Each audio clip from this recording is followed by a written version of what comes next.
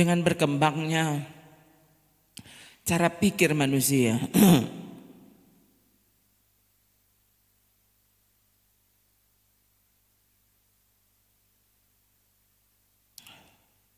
Akhirnya ada banyak hal yang masuk dalam daftar untuk dikagumi.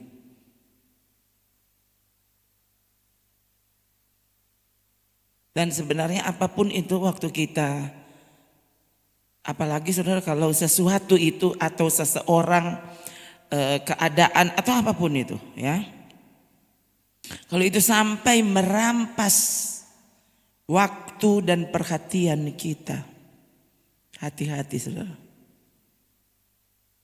Kau sedang menyembahnya. Kau sedang menyembah sesuatu itu. Kau sedang menyembah orang itu, kalau itu orang. Kau sedang menyembah keadaan itu, sistem itu. Oh, hati-hati. Ya.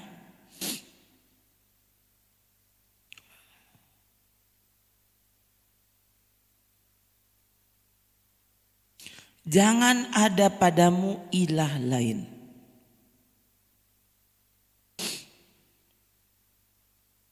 Waktu Yesus ditanya, hukum mana yang terutama dalam hukum Taurat?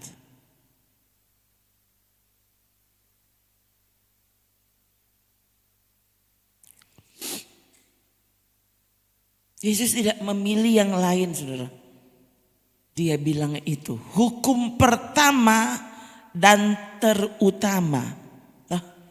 Waduh, di sini ayat ini entah ya, sudah berapa banyak kali ini ayat disinggung, diulang, dibahas berulang kali. Ya. Dan saya sendiri saudara, kalau mendengar pembahasan ayat ini, aduh apalagi memang dibahas dengan segenap hati oleh si pengkhotbah. Saya penontonnya saudara. Saya pendengarnya. Ya. Ayat yang berulang disampaikan. Tuh.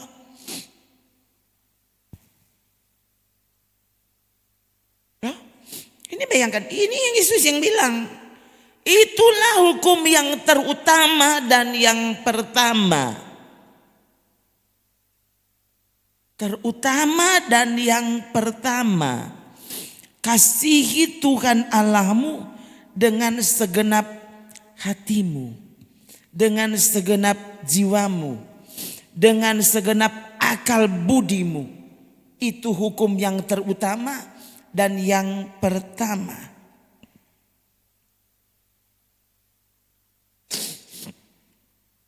Coba saudara baca ayat ini, ya, baca dengan sungguh-sungguh, baca dengan segenap hati. Beda kok saudara, beda sekali loh. Waktu saudara itu membacanya dengan segenap hati, ini yang saudara baca ini perkataan Yesus. Ini firman Allah saudara. Belajar membaca dengan penuh penghormatan, dengan penuh perhatian. Biarkan hatimu ikut membacanya. Ya, tadi kan saya sudah baca, sekarang saudara. 3.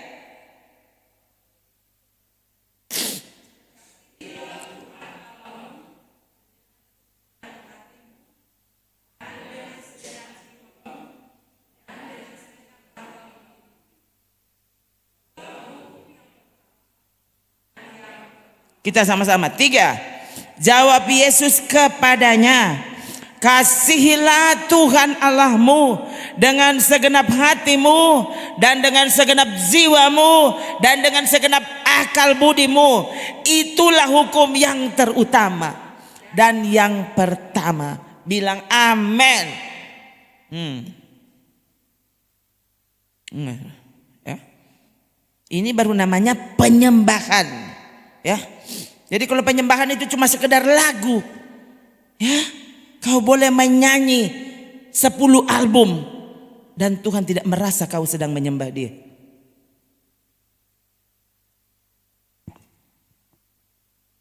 Ya. menyembah Dia tak hanya bisa diwakili dengan menyanyi saja. Ya. Menyanyi tapi tidak menghidupi yang kau nyanyikan, ya, itu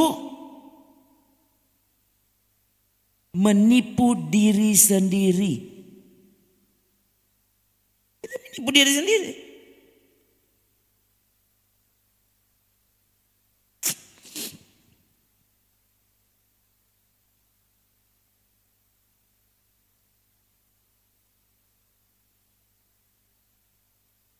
Ya, jadi mengasihi Allah dengan segenap hati, dengan segenap jiwa, dengan segenap akal budi, ini harus. Ya, menurut Markus ada kekuatan di situ. Coba, Markus atau Lukas?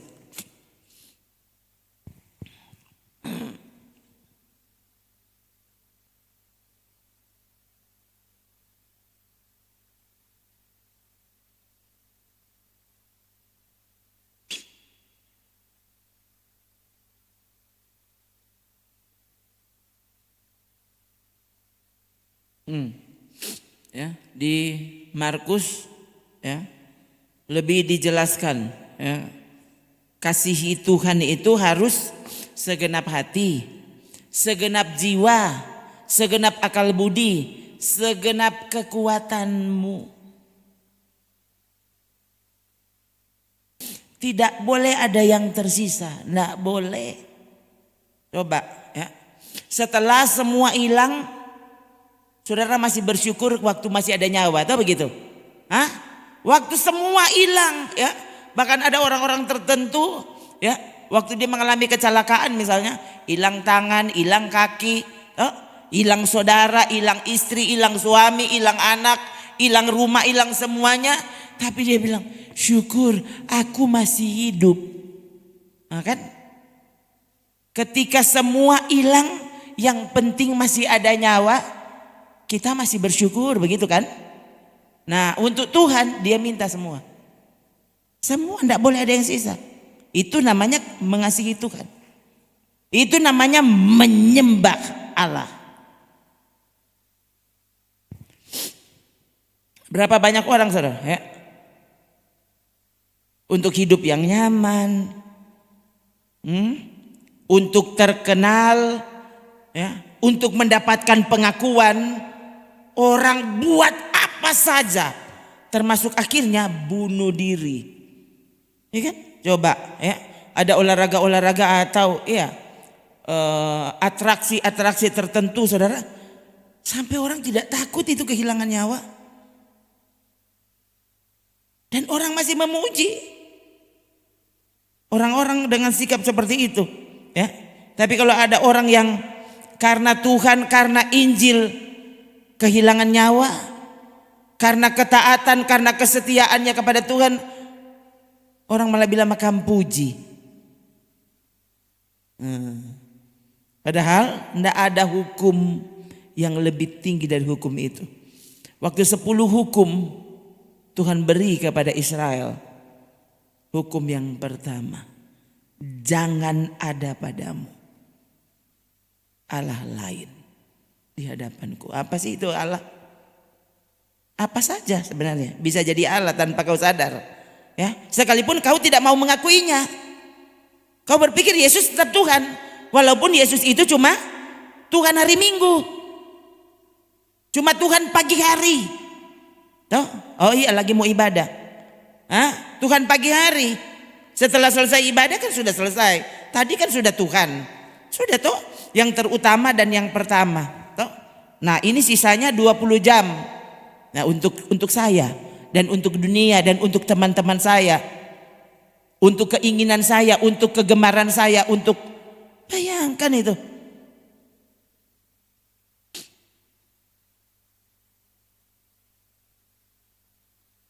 Sudah kan tadi hari Minggu kan sudah ibadah, sudah. Toh? Tadi. Walaupun kalau ditanya lagi dia tidak tahu lagi apa yang dia dengar tadi. Apalagi kalau dengarnya sambil mengantuk.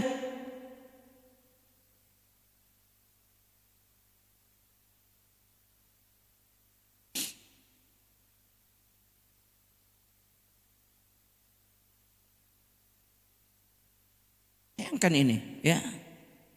Jadi hukum yang pertama.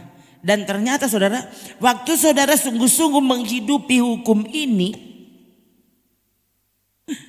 saudara sebenarnya apa? Tidak akan melakukan dosa. Iya. Saudara waktu taruh di dalam hidupmu, ya, Tuhan menjadi yang terutama dan yang pertama. Saudara lihat, ya. Mungkin bahkan tidak lagi dijelaskan kepada saudara, enggak usah diulang, jangan berzina ya. Jangan maling ya. Waktu saudara tidak ada Allah lain di dalam hidupmu selain Dia. Ya, engkau mengasihi dan menyembah Dia. Aduh, saudara, mungkin bahkan di sini tidak dijelaskan secara terperinci. Nggak usah tanya, ini boleh atau enggak. Saudara akan rasa sendiri kok. Oh, yang ini jangan. Ini pasti Tuhan marah. Ini pasti artinya aku sedang meremehkan Tuhan. Ini pasti artinya aku sedang menghina Tuhan.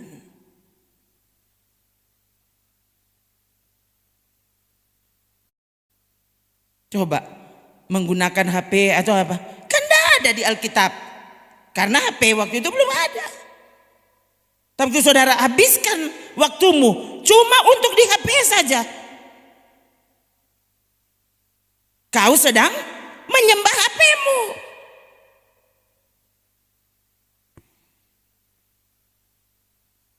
Oh, saya tidak pakai HP. Saya televisi. Puji Tuhan saya tidak pakai HP. Saya pakai televisi. Terus di televisi ngapain kamu di televisi? Oh ya sudah, saya tidak pakai HP, tidak pakai televisi. Terus apa? Sepanjang hari kamu ngapain? Bengong. Ngong. Dia tidak ngapa-ngapain. Gitu? Jadi kan sudah, saya kan tidak menyembah siapa-siapa. Mager, sekarang itu mager, malas gerak.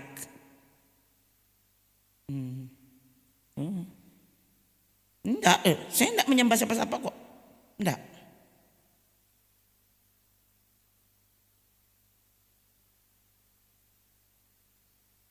Kena sio bantal. Sekarang kan lagi musim sio-sio tuh.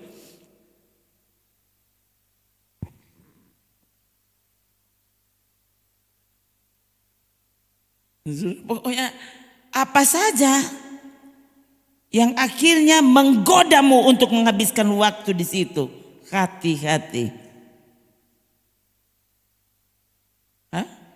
Dosa pertama,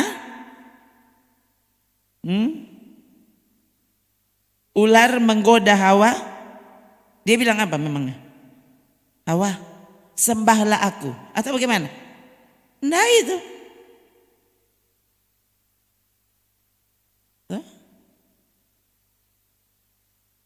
Dia mencoba memutarbalikkan hukum Tuhan. Apa yang Tuhan bilang jangan, setan berusaha membalikannya. Sehingga akhirnya apa?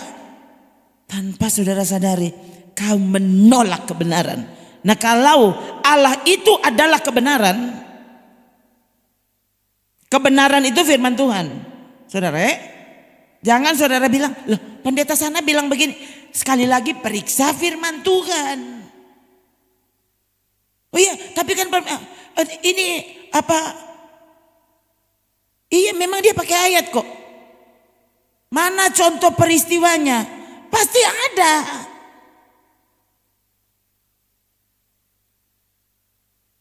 Misalnya soal perempuan tidak boleh bicara, itu kan ayat Alkitab. Kok bisa saya bicara?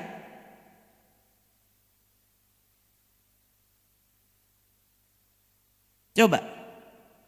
Pasti kan orang sedang bilang ini. Itu sana dia tuh bilang-bilang tentang ayat Alkitab adalah firman Tuhan. Itu perempuan tidak boleh bicara, Paulus bilang.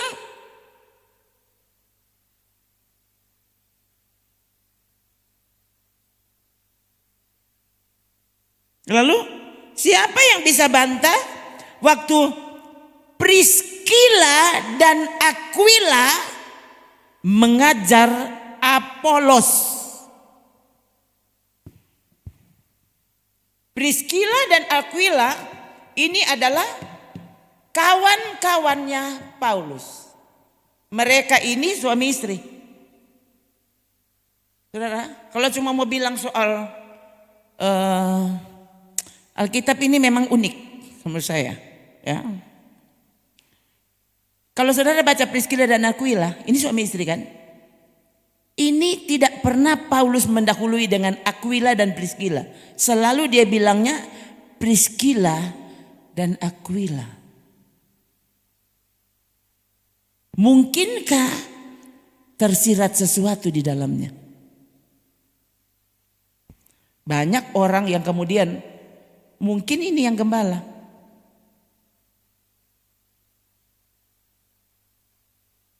Mana coba segera cari ya ayatnya. Priscilla dan Aquila ini mereka berdua menasehati Apolos, ya. Menasehati Apolos. Kalau saudara lihat Apolos itu siapa? Apolos ini pengajar Alkitab yang waktu itu dia sangat, bagaimana kata-kata tentang Apolos? Dan bayangkan Priscilla dan Aquila justru panggil Apolos sini, kamu mesti dibilangin, ya. Sementara itu datanglah ke Efesus seorang Yahudi bernama Apolos, berasal dari Alexandria. Ia seorang yang fasih. Toh, gembala duduk ngana gembala. Toh, kita lebih jago.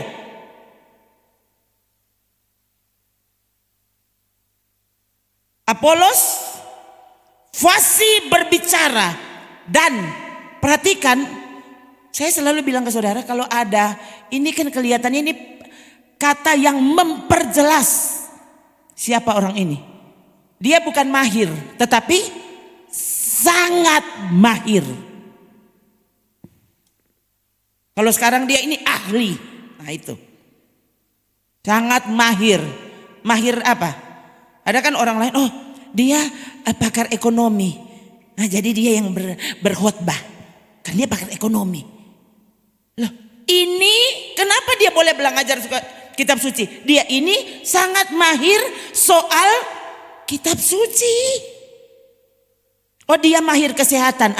Sudah nanti dia khotbah hari Minggu dia nanti membahas tentang kesehatan. Dia yang disuruh berkhotbah. Ini kan gereja masa kini. Apolos dipercaya menjadi pembicara. Kenapa? Dia sangat mahir soal kitab suci. Tuh, ternyata tetap kurang. Jangan main-main saudara.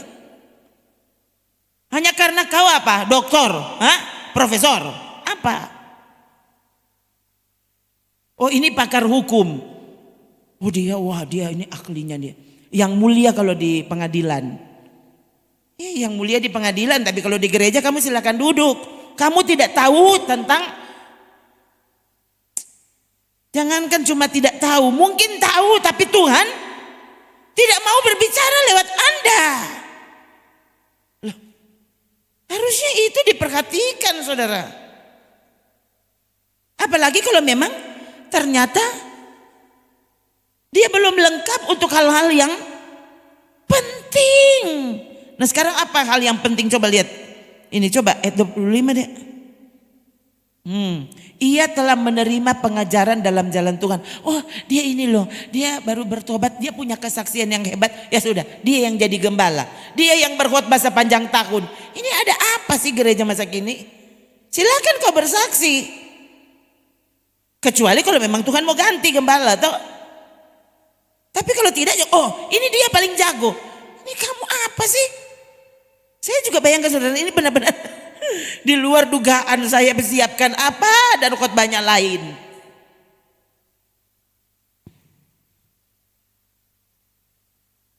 Dengan bersemangat ia berbicara dengan teliti ia mengajar tentang Yesus. Kan bagus sekali ini. Hah? Bersemangat, lalu teliti. Tetapi ia hanya, nah ini, jangan biarkan saudara ahli dalam satu hal, lalu saudara membiarkan yang lain. Yang tahu justru hal yang penting. Ini hal dasar, tapi ini penting. Ia hanya mengetahui baptisan Yohanes. Aduh. Tuhan kalau mau bicara, saudara, masalahnya dia ini Allah yang menciptakan dan melakukan segala sesuatu dengan firman-Nya.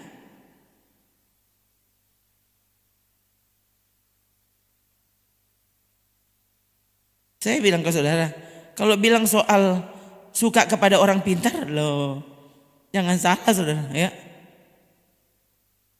Yang saya dengarkan di YouTube itu tidak pernah ada satu gereja dengan kita, tidak ada.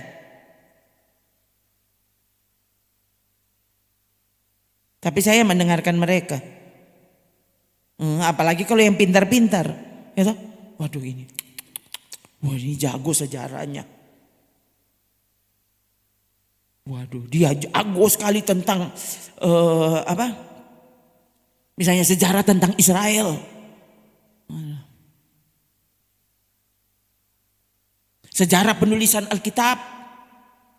Ini pendengarnya pasti.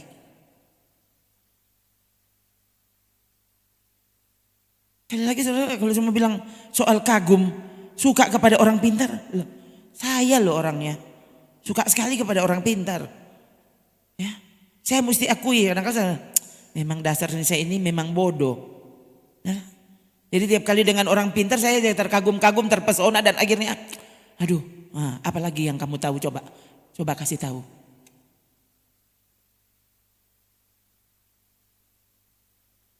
Priscilla dan Aquila.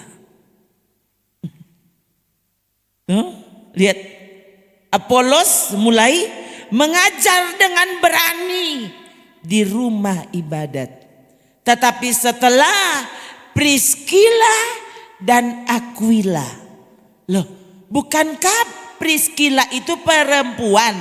Perempuan dilarang bicara babadi yang jo angko karena perempuan gitu. Sana baking saus.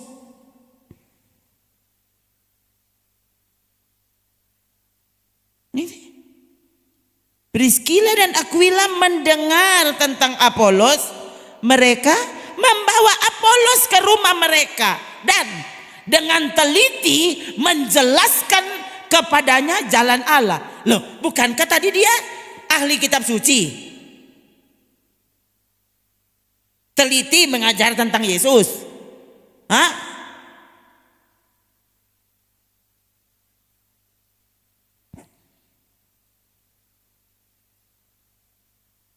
Hati-hati saudara.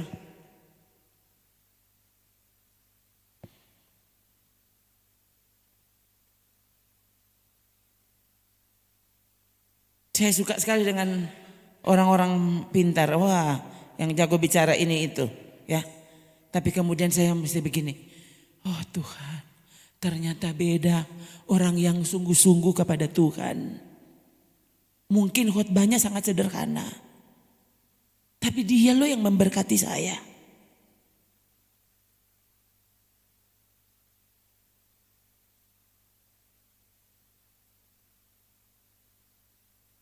Setiap kali saya ingat kesaksiannya Mami, ya, ibu saya, ya, tentang bagaimana dia ini dimenangkan.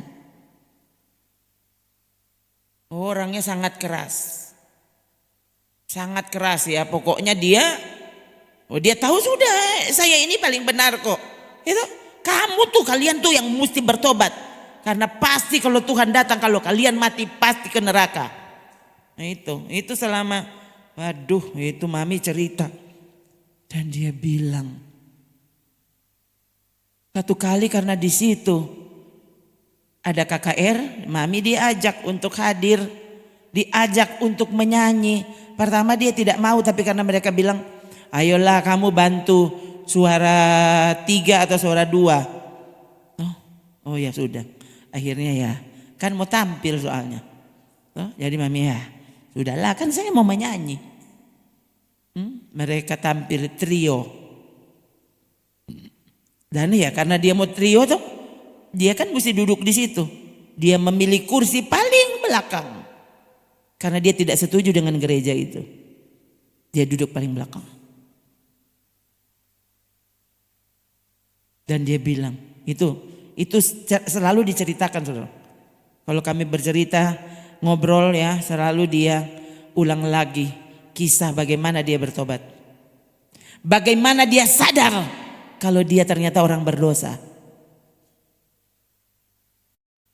Dia bilang, baru kali itu di belakang dia bilang, loh ini kok ada apa? Dia bilang, sepanjang pendeta itu berkhotbah, saya merasa khotbahnya itu cuma untuk saya. Sementara dia sangat tahu ini pendeta ini menurut dia, saudara, ini kayaknya SD pun tidak tamat. Ini kan tempo dulu. Dia bilang, loh pendeta kami itu loh. Hah? Dari Malaysia, dari Filipina, Singapura, Belanda, Amerika. Mana mungkin pendeta bodoh kayak gini. Saya mau dengar, tidak mungkin ada yang benar padanya. Dan dia bilang, hah? Seumur-umur saya ke gereja, belum pernah ada pendeta yang berhasil membuat saya menangis. Nah, tidak ada yang menangis masalahnya di situ. Pendetanya tidak menangis dan tidak ada satupun di situ yang menangis. Yang menangis satu-satunya mami sendiri. Jadi dia malu saudara. Tengok kiri, tengok kanan, tidak ada yang menangis. Dianya menangis. Dia menunduk, dia menangis, dia angkat muka. Ini air mata di mana-mana. Hari itu dia merasa ada yang berbeda.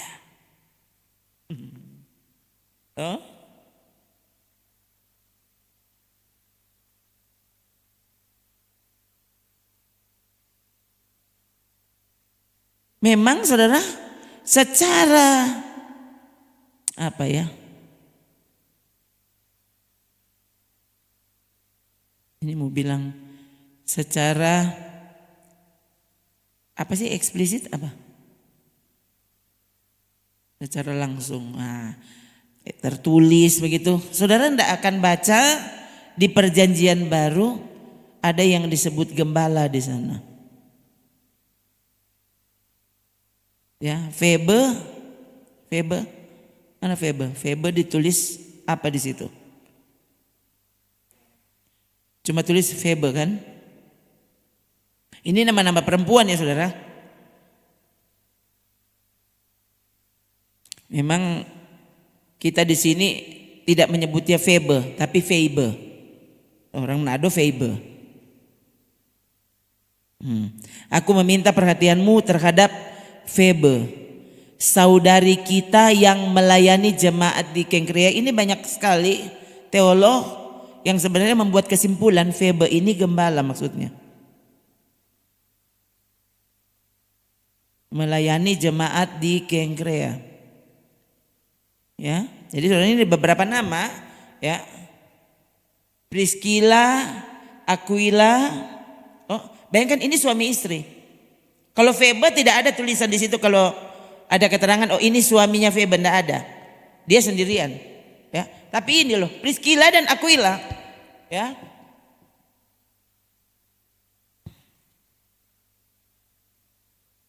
Kali lagi Priscilla, Aquila, ya.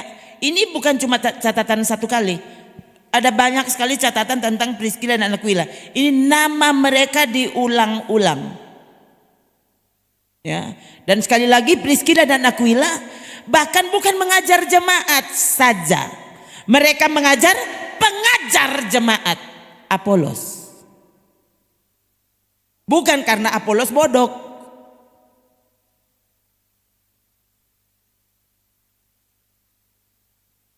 Tapi oleh karena yang dia tahu belum lengkap,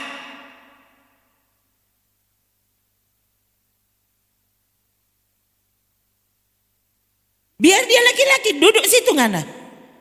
Toh orang walau laki-laki tidak lagi sungguh-sungguh kepada Tuhan, hidup tidak benar, tapi ya karena di sini tidak ada pengajar yang dianggap dianggap layak begitu. Jadi walaupun ini pria-pria ini sudah bersalah, tapi kan perempuan tidak boleh mengajar. Jadi perempuan walau hidup suci, perempuan duduk di situ ya, karena ini Paulus bilang perempuan duduk jongana. Duduk kon tidur. Lihat ya. Ya saudara, hati-hati. Ya. Jadi karena kalau tulisan Paulus itu juga surat kan, saudara harus melihat, terpaksa harus melihat. Kalau begitu, loh, Paulus bilang jangan bicara. Tapi kenapa di sini ada yang melayani? Kenapa ada Priscilla dan Aquila yang menegur pengajar pria? Mana tulisan Paulus untuk Priscilla dan Aquila? Ada enggak? Salam atau apa? Oh iya, Priska. Ya, Priscilla juga nama kecilnya Priska.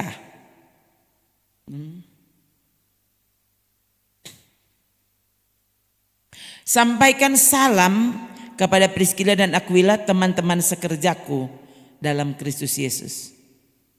Saudara, ini Paulus tulis teman-teman sekerjaku. Ini satu tingkat dengan dia. Dan sekali lagi, dia tidak pernah menyebut Aquila lebih dulu. Selalu Priscilla lebih dulu. Oh, ada satu kali ya? Apa cuma ini? Ada yang Priska enggak?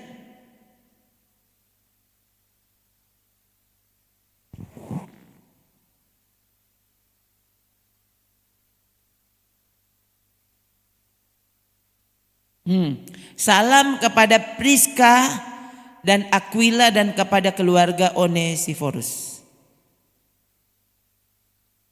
Kenapa maksudnya Paulus mesti tulis seperti ini? Ya kan? Harusnya kalau semua ini, saudara perhatikan, salam kepadamu dari jemaat-jemaat di Asia Kecil, Aquila, Priscilla dan jemaat di rumah mereka. Jadi tampaknya mereka memang pemimpin jemaat. Ya, jemaat di rumah mereka menyampaikan berlimpah-limpah salam kepadamu, jemaat Korintus. Ya, saudara. Ini kan perjanjian baru. Nah, sebenarnya larangan yang paling kuat ada di perjanjian lama, Taurat. Ini bahkan seringkali nama perempuan itu tidak usah disebut. Ayub dan istrinya mana ada nama istri Ayub? Cuma ada, kita tahu nama istri Ayub adalah Ibu Ayub. Istri Lot menjadi tiang garam. Istri Lot, Ibu Lot. Nah, ada namanya. Perempuan Sirofenisia, tidak ada namanya.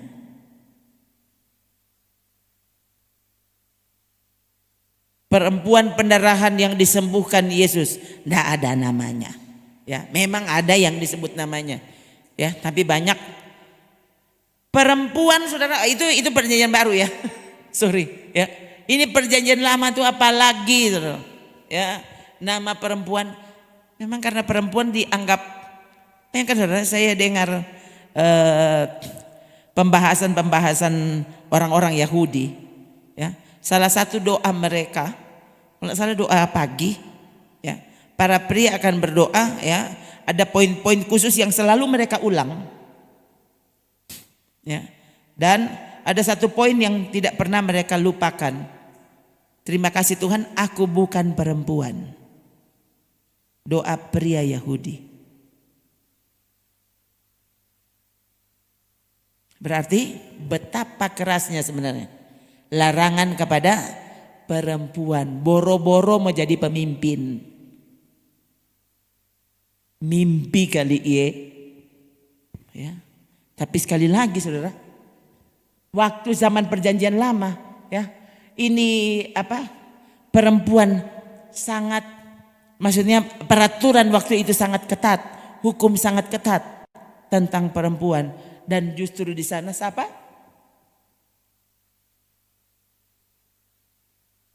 Deborah. Dan Alkitab mencatat dengan jelas siapa Deborah dan perjalanannya sebagai pemimpin. Ini bukan ketua kaum ibu. Oh, dia ketua komisi perempuan. Deborah. Dulu saudara mesti tahu ya, kepemimpinan di Israel sebelum zaman raja-raja, ya, ada juga zaman hakim, ya. Hakim ini raja. Waktu belum ada raja. Jadi Israel dipimpin oleh hakim. Sebelum kemudian bangkit raja-raja. Ya, sebelum masa raja-raja, ya kalau bilang raja, Saul adalah raja pertama untuk Israel, ya. Sebelum itu ada masa hakim-hakim. Memang cuma satu nama perempuan yang muncul, Deborah. Tapi sekali lagi saudara, masa itu perempuan benar-benar dilarang. Ya. Tapi ternyata ya, dalam kasus-kasus situasi tertentu Tuhan sebenarnya sedang menunjukkan kepada kita bahwa bukan lagi gender. Bukan karena dia perempuan atau dia laki-laki. Bukan karena oh dia mesti laki-laki. Tidak boleh perempuan, tidak begitu. Deborah tampil sebagai hakim, ya. Nah, karena waktu itu belum ada raja, berarti Deborah raja. Semua keadaan persoalan yang ada di Israel waktu itu, mereka datang bertanya dan minta keputusan dari Deborah. Waktu itu belum ada raja, artinya Deborah raja. Pemerintahan Israel waktu itu. Musa kan bukan raja, tapi Musa pemimpin Israel. Musa kan bukan raja. Cuma sebutan kepemimpinannya, sebutan pemerintahannya. Musa bukan raja, tapi Musa pemimpin Israel. Jangan main-main. Tuhan yang angkat dan Tuhan yang beri otoritas. Ya, jadi sebenarnya waktu itu Musa rajanya.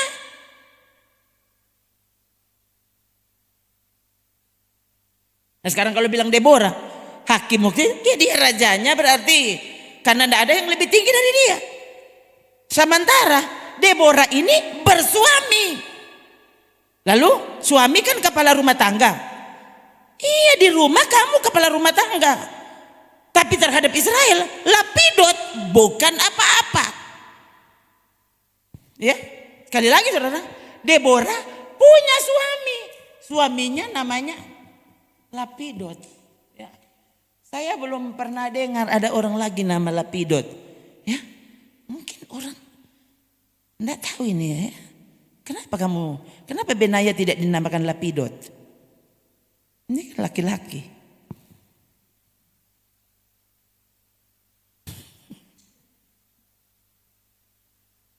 Ya. Saya belum pernah dengar ada orang nama Lapidot. Bukankah itu kan nama langka? Harusnya kan kalau saudara pakai nama itu berarti kan spesial, unik, no? Lapidot. Sekali lagi bayangkan saudara. Tidak ada catatan lain tentang Lapidot. Cuma ada satu. Apa? Lapidot itu suaminya Deborah. Sudah, titik. Gak bilang kalau dia itu siapa. Dia pokoknya suaminya Deborah. Nah kalau Deborah berhakim, siapa yang masak di rumah? Ya Lapidot. Ya bagaimana tuh?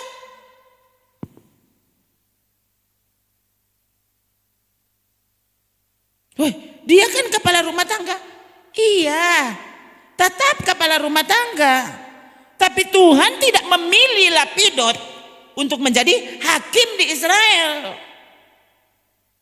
Coba, harusnya kita yang membaca dan belajar Alkitab, makanya berdoa sehingga saudara mengerti, tidak disimpang siurkan. Oh, yang berdoa mesti laki-laki, yang jadi pemimpin gereja mesti laki-laki. Aduh, kamu tuh bagaimana tuh?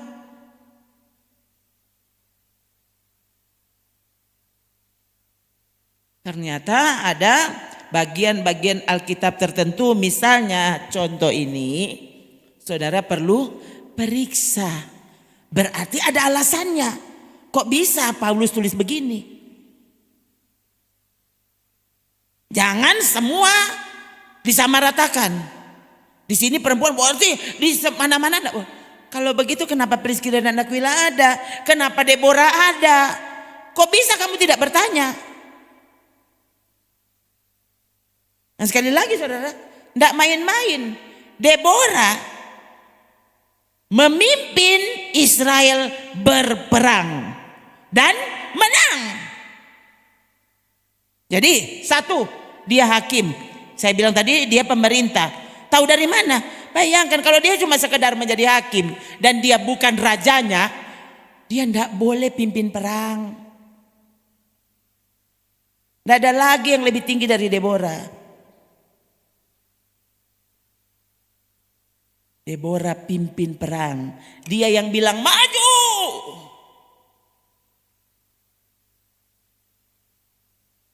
Waktu itu sebenarnya Deborah, ya kan pasti dia sadar dong, dia siapa ini? Ini perempuan, ya bolehlah kalau saya berhakim. Tapi kalau pimpin perang, aduh kamu dong laki-laki. Gitu. Sekuat-kuatnya saya, sudahlah dengan Bro Tommy. Toh, di rumah dari dulu saya pikir ini adik Eca ini, mama lebih kuat. Baru mulia nih badan, lebih berat. Ternyata waktu angka galon aqua, adik bilang mama, adik lebih kuat. Adik yang boleh bukan mama duduk situ. Saya bilang, hah? Tuh kurus itu dia angkat tuh galon aqua. Ih, ternyata memang laki-laki. Nah kan mesti diakui. Itu kan DP kuat. Tuh, harusnya Deborah mengakui kekuatan laki-laki. Waktu berperang ternyata laki-laki ponako.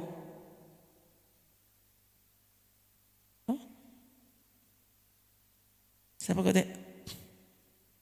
Dengar dulu ya. Pada waktu itu Deborah seorang nabi ya, istri Lapidot memerintah.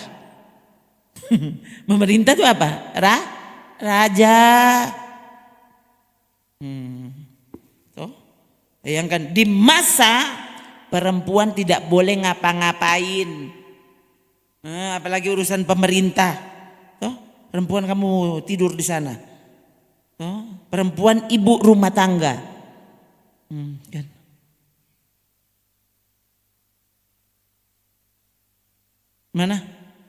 Mana Deborah waktu memimpin perang?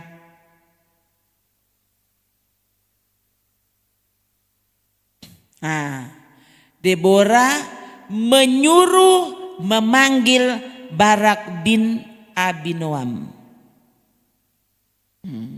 Deborah sebenarnya tahu mau pimpin perang tuh itu sana yang boleh.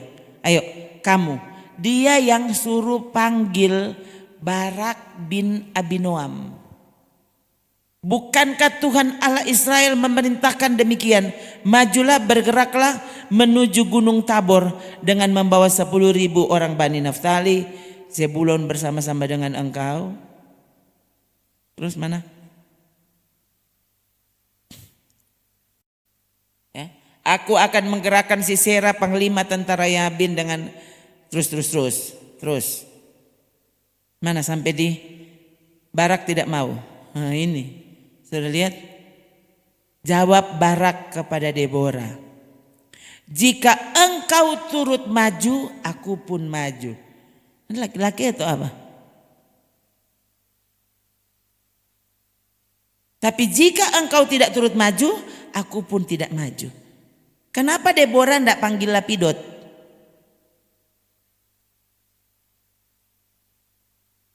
Saudara, ya. Ini kalau kita bahas gender ya. Hati-hati. Dan sekali lagi saya tidak pernah bermaksud untuk bahas ini. Mungkinkah memang ada yang pendengar yang kemudian begini, ini pendeta ini katanya dengar-dengaran kepada Alkitab.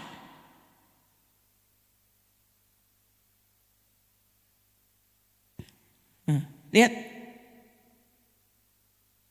Barak. Jadi dia ini kemudian akhirnya memimpin mesti berperang. Kan Deborah tidak berperang sendiri. Mungkin bukan Deborah yang maju dengan pedang. Tapi mereka di bawah perintahnya Deborah. Di bawah komandonya Deborah.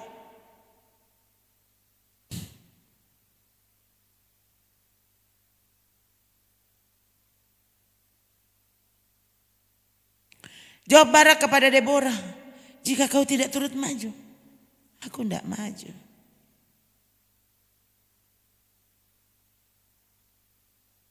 Lalu kata Deborah apa? Baik kalau begitu. Aku turut. Ya. Hanya engkau tidak akan mendapat kehormatan dalam perjalanan yang engkau lakukan ini. Barak tetap berperang. Tapi karena Barak tidak mau maju sebagai panglima, Deborah yang pimpin peperangan. Dan hari itu Tuhan buktikan ada 2 nama yang tampil. Dan itu bukan laki-laki. Deborah dan istri ini ya. Sebab Tuhan akan menyerahkan Sisera, itu musuh mereka, ke dalam tangan seorang perempuan. Lalu Deborah bangun berdiri dan pergi bersama-sama dengan Barak ke Kedes.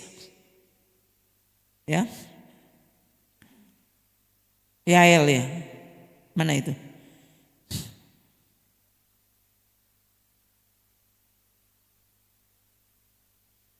Yael. Ya, Yael ini perempuan. Toh, Yael kan, Ibu tahu dia. Coba ayat 17. Tapi Sisera berjalan kaki melarikan diri ke kemah Yael istri Heber. Jadi Deborah dan Yael. Dan musuh Israel waktu itu dibunuh oleh Yael. Bukan Heber. Bukan Lapidot yang memimpin perang. Dan bukan Heber yang membunuh Sisera. Tapi Yael, istri Heber. Mengerti? Iya.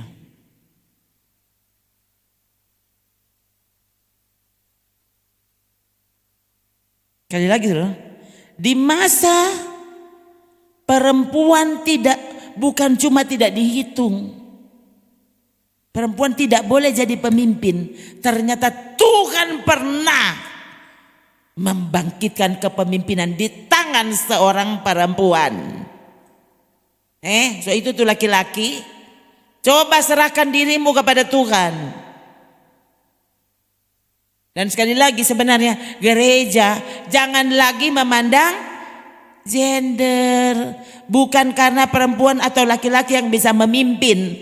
Tapi benarkah orang itu diurapi oleh Tuhan untuk memimpin, mengajar? Itu persoalannya. Bukan karena dia laki-laki jadi dia mesti jadi pemimpin. Dia yang doa berkat. Dia yang mesti berkat, dia kan laki-laki. Ini aneh. Ini dari mana ini?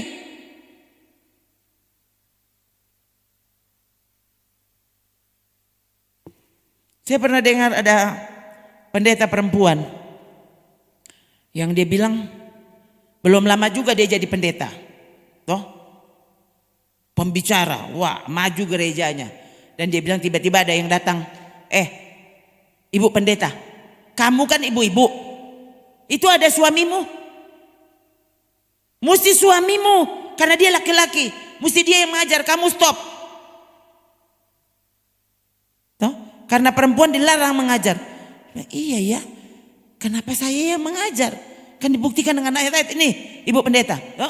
Kamu nih tidak tahu diri. Ada suamimu yang mengajar. Dia bilang kalau tidak salah 2 minggu atau 1 bulan suaminya mengajar. Dan semua orang sebenarnya tidak protes. Tapi kemudian suaminya yang tahu diri. Suaminya yang bilang, saya mendukungmu, tapi bukan saya yang mengajar. Ya, saya serahkan kembali, kamu yang mengajar. Nah, ibu pendeta itu, dia bilang setelah itu dia berdoa, berlutut dan kemudian bilang, Tuhan, ampuni aku yang mengajar. Padahal kan aku perempuan, kan perempuan tidak boleh mengajar. Ya, aku perempuan loh Tuhan. Lalu dia rasa Tuhan bilang, memangnya yang tahu kamu perempuan cuma kamu? Aku tidak tahu kalau kamu perempuan. Kenapa pengajaran aku percayakan di mulutmu?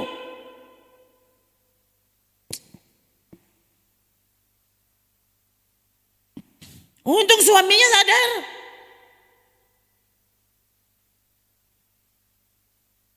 Saya tidak pernah melihat sekali, walau 1 kali. Saya tidak pernah lihat suaminya berdiri di depan untuk mengajar. Itu suaminya bukan orang di luar di luar gereja. Bukan tidak tahu firman Tuhan. Suaminya sadar. Ternyata karunia untuk mengajar tidak ada padanya. Ini ada beberapa ibu pendeta yang saya dengar kesaksian mereka dan saya pikir, nah ini yang kadangkala manusia itu untuk hal-hal tertentu mereka itu tidak mau perhatikan. Loh, kok ini dia bilang begini? Kenapa peristiwa yang lain? Kenapa kok tidak seperti itu? Begitu kan harusnya berpikirnya.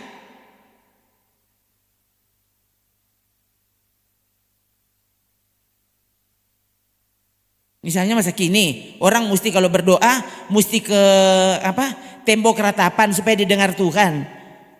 Mana catatannya? Yesus berdoa dengan murid-muridnya di mana? Di tembok ratapan. Oh iya, tembok ratapan waktu itu belum ada ya. Yesus dan murid-muridnya di mana? Di Taman Getsemani, ya. Waktu menunggu janji Roh Kudus turun. Berdoa di mana? Kamar loteng Yerusalem. Itu bahkan bukan gedung gereja. Kamar loteng Yerusalem kan bukan bait Allah berarti.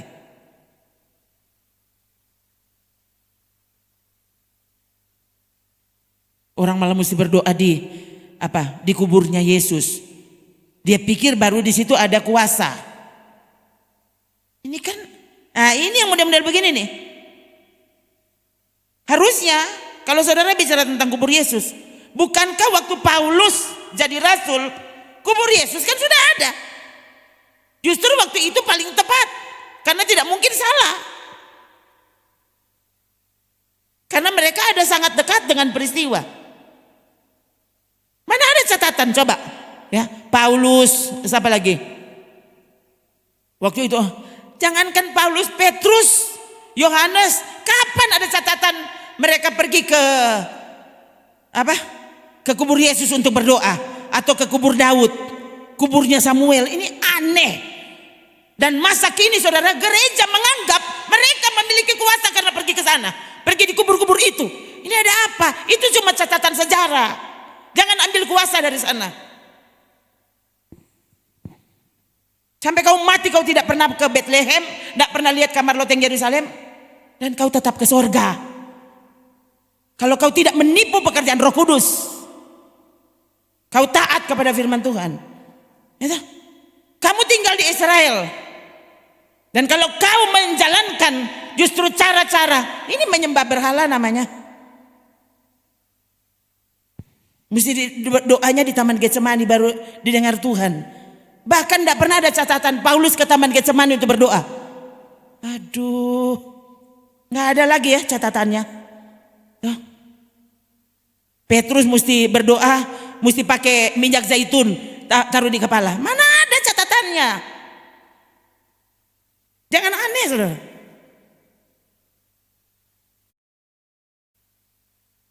Orang di sini tahu-tahu ada minyak kelapa, aku mesti bicara minyak zaitun. Siapa yang nak minta minyak apa menetes dari sorga langsung? Oh, ini aneh.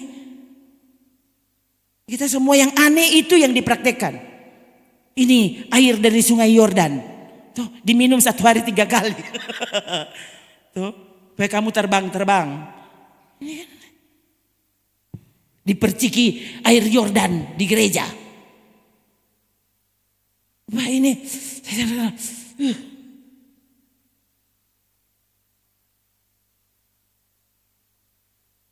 berarti kan seharusnya kalau saudara ada ini perjanjian baru, cara ibadah mereka. Bayangkan saudara, mereka itu loh ada di sana. Kok bisa mereka itu tidak aneh-aneh seperti gereja masa kini, orang Kristen masa kini, kok aneh?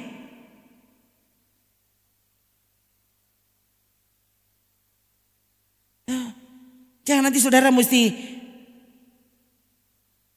nanti ke Golgota dulu baru ibadahmu diterima Tuhan.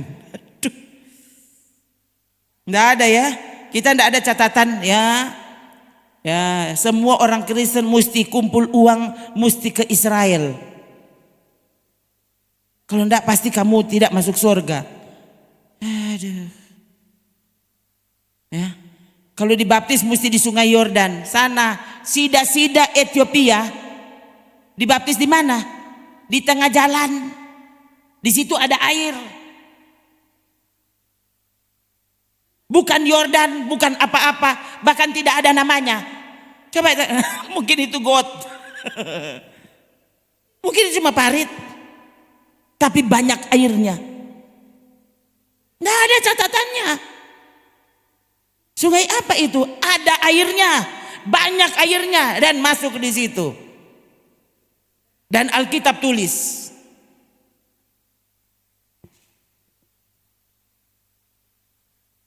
Coba. Orang Ethiopia itu menyuruh menghentikan kereta itu. Keduanya turun ke dalam air. Coba lihat air sebelumnya. Supaya orang tahu ini air mana. Mereka melanjutkan perjalanan mereka dan tiba di suatu tempat yang ada air. Nanti di Sungai Yordan baru suci. Kalau menikah mesti di Kana supaya suci. Ini apa ini?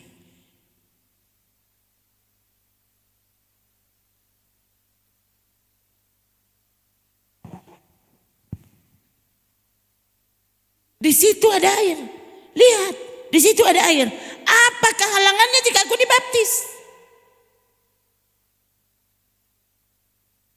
Terus, sahut Filipus, cuma ini halangannya. Jika Tuhan percaya dengan segenap hati boleh. Cuma itu halangannya. Yang penting di situ banyak air. Hah? Kalau engkau percaya dengan segenap hati, itu syarat untuk kau dibaptis. Bukan syarat pernikahan. Ini Ini apa ini? Aku percaya bahwa Yesus Kristus adalah anak Allah. Nah itu. Percaya dengan segenap hati. Udah masuk dalam baptisan air. Begitu. Aneh. Oh ini. Dia dibaptis sampai muntah-muntah. Apa sih? Jangan minum air baptisan itu. Tuhan tidak pernah ya. Supaya kamu suci minum air baptisan. Aduh ini kok. Oh Tuhan ini kok gereja kok malah jadi aneh. Bukan coba jadi aneh, jadi gila.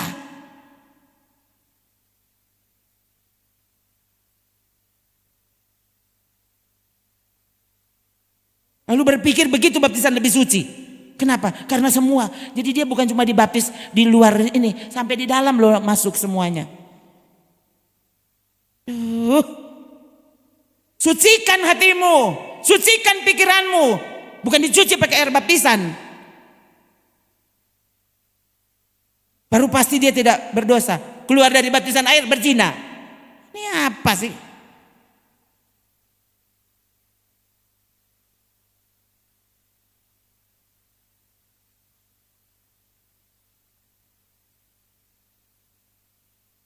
Jadi lagi ya, saudara-saudara yang bukan soal protes atau debat atau apa begitu, bukan.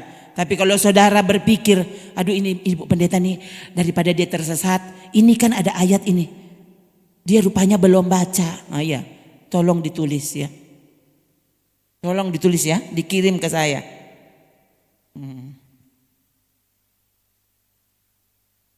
Jangan sembarangan. Ini nih ada air suci.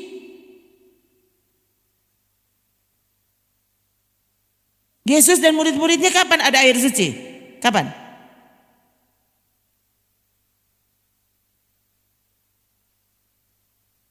Paulus gereja mula-mula coba tunjukkan kepada saya. Ada air suci mana? Mana kalau ketemu bilang ya. Ini mereka nih bakar dupa mana? Mana ayatnya mana?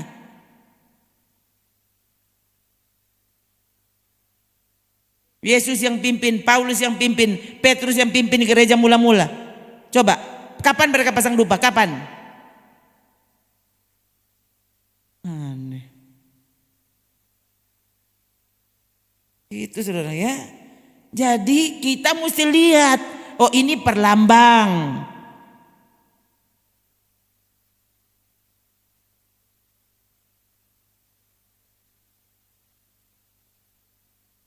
Ini lama-lama gereja mesti ada keledai. Karena Yesus kan naik keledai. Jadi pemimpin gereja untuk di ini. Mungkin lama-lama jadi begitu. Ya, Yesus naik keledai. Berarti keledai binatang yang tersuci. Ini kan, ini apa ini? Saya sedang melihat. Oh Tuhan. Ini kok gereja malah jadi aneh. Tuh. Apa Alkitab tidak cukup menjadi penuntun bagi kita?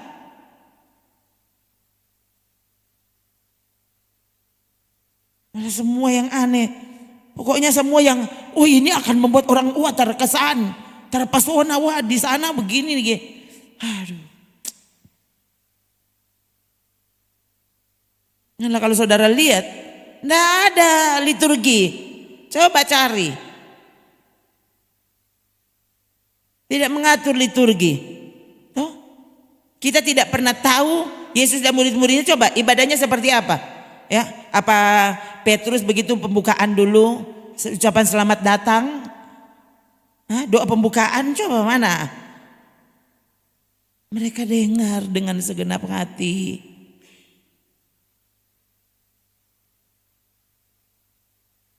Menyanyi dengan segenap hati, bermazmur dengan segenap hati. Itu yang penting.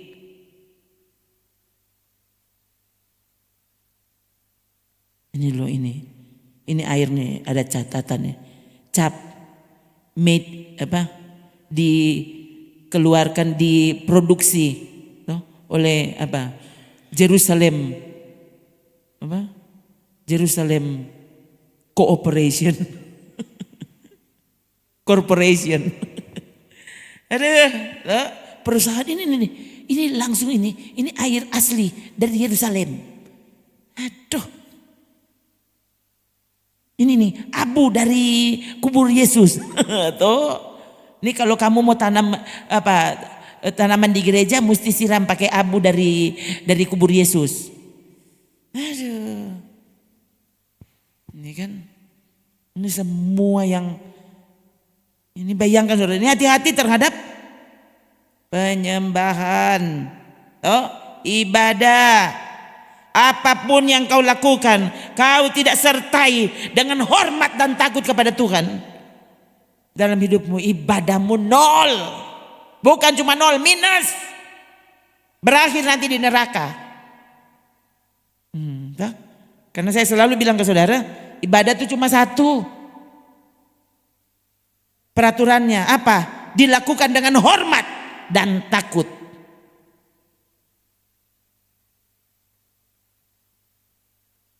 Ibadahmu bermain, ya, persis seperti di tempat bermain. Kau perlu, oh ya Tuhan kita tidak sekaku ibu pendeta.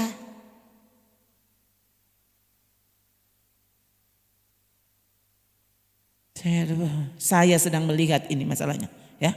Ini gereja, maksudnya harusnya kan saudara periksa. Halo, gereja mula-mula ada catatannya. Lihat catatan Kisah Rasul, Roma, Korintus, Tesalonika, tuh lihat. Apa yang ditekankan di sana? Tuh kan, ya saudara. Lalu lihat, ini pekerjaan Roh Kudus terjadi. Jangan ngarang, saudara.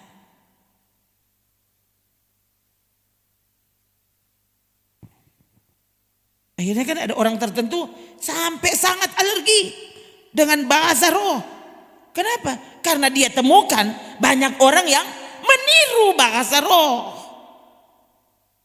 Akhirnya orang sampai pasti nabi palsu.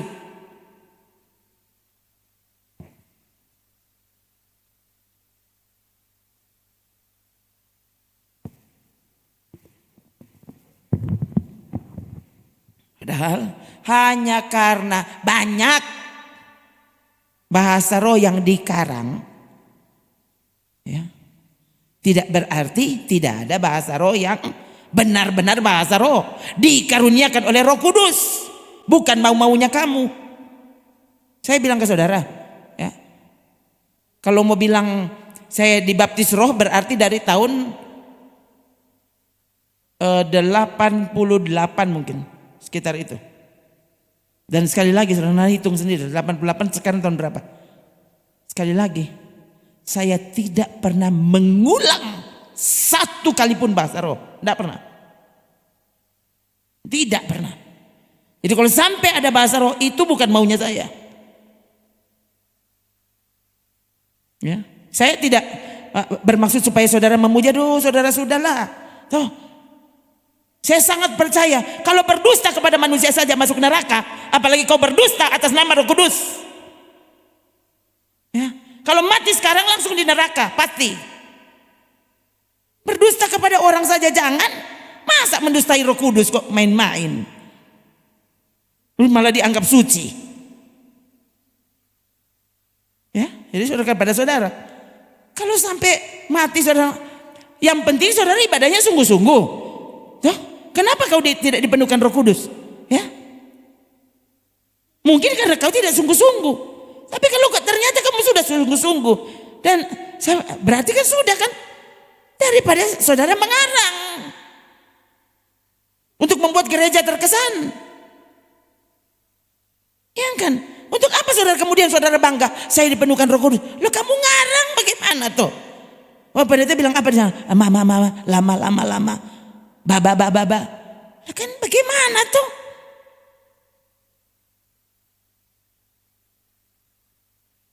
Kok tidak takut begitu? Ya. Kalau saya makanya saudara, karena saya itu punya pengertian, ibadah itu harus hormat dan takut kepada Tuhan. Jadi kalau sampai Roh Kudus tidak bekerja seperti itu, jangan karang-karang. Tapi ternyata kan gereja bertumbuh. Bertumbuh itu ukuranmu kan?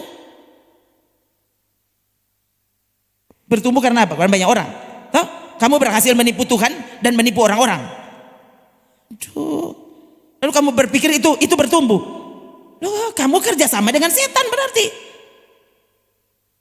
Toh? Yohanes 8 ayat 44. Toh? Iblis itu bapa segala pembohong. Kamu suka bohong? Loh, bukan Allah bapamu, iblis bapamu. Ya. Iblislah yang menjadi bapamu. Kamu ingin melakukannya. Ia adalah pembunuh manusia sejak semula dan tidak hidup dalam kebenaran. Sebab di dalam dia tidak ada kebenaran. Bila ia berkata dusta, ia berkata atas kehendaknya sendiri. Sebab ia adalah iblis adalah pendusta dan bapa segala dusta. Tuh. Itu saudara, saya tak tahu. Ini saya begitu takut untuk itu. Jadi kalau Roh Kudus bekerja seperti itu, sudah Roh Kudus bekerja seperti itu. Toh, jangan ngarang.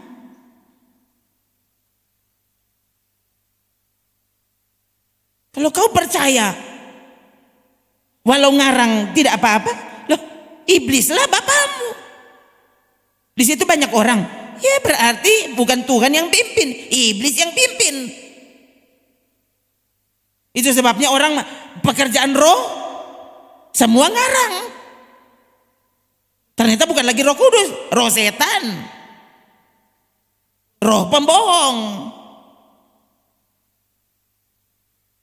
Oh, kalau kepada Tuhan saja orang berani bohong, mengarang tentang pekerjaan Roh Kudus. Loh, lalu kamu berpikir kamu aman? Bertobat, saudara.